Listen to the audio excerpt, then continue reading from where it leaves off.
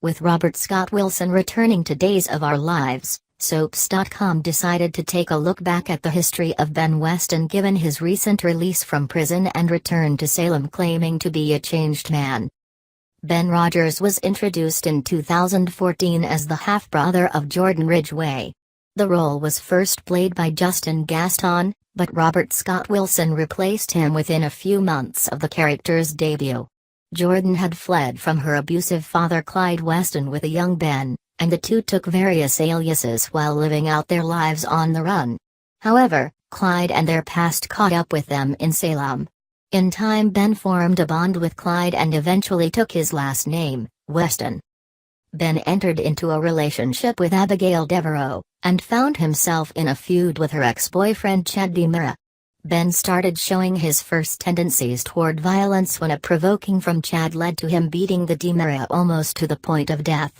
Abigail convinced Chad not to press charges, and she and Ben became engaged. Abby learned she was pregnant, which was complicated by the fact she had cheated on Ben with Chad. Ben's father Clyde forced a lab technician at Salem University Hospital to change the DNA results on the baby to show Ben was the father. In 2015, a series of murders struck Salem. Serena Mason was strangled in Salem Park, followed by Paige Larson in her apartment.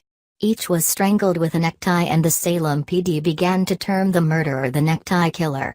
The killer attempted to kill Marlena Evans at her office, but Chad stopped the attack. Unfortunately, Marlena never saw the killer, only Chad. Chad was already the main suspect in the murders and now appeared even guiltier. When Will Horton discovered a bag of neckties at Ben's place, he figured out that Ben was the killer. Ben murdered his best friend and moved the body to Will's apartment.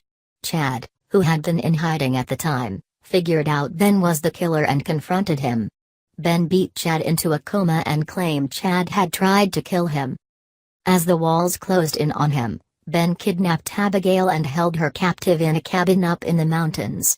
Chad, who had been sent to prison as the killer, was released after Aiden Jennings tried to kill Hope on the night of their wedding with a necktie, leading everyone to believe Aiden was the actual killer. At the cabin, Ben hired a midwife named Wendy when Abby went into labor. After delivering the baby, which Ben named Colin, he shot and killed Wendy. Chad found Ben and Abby at the cabin, but Ben got the upper hand and tied Chad and Abby together in bed and set it on fire. Ben fled with the baby. Chad and Abby narrowly escaped the cabin, and Ben was eventually apprehended by Salem's finest, J.J. Devereaux and Lonnie Price, and suffered a complete mental breakdown. He was remanded to Bayview Sanitarium. When Colin, who Abby renamed Thomas, became sick, it was discovered that the baby was actually Chad's. Abby and Chad became engaged in 2016, but their happiness was short-lived when Ben broke out of the mental hospital. The news of his escape caused Abby to have post-traumatic stress, and she began to see Ben everywhere.